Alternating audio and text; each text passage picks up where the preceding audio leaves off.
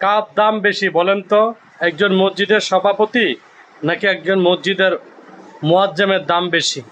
কিছু মসজিদের মুয়াজ্জেমরা কাজ করলেও তারা কিন্তু কোরআনে হাফেজ এবং তারাও একজন আলেমের চেয়ে কম নয়। তারা অনেক কিছু জানে এবং তারাও নামাজ পড়ায়। কিন্তু দেখা গেছে একজন অশিক্ষিত, দুর্নীতিবাজ, টাকাবাজ একজন মানুষ, তাকে টাকার থাকার কারণে মসজিদের তাকে সভাপতি নিয়োগ দেওয়া হয়।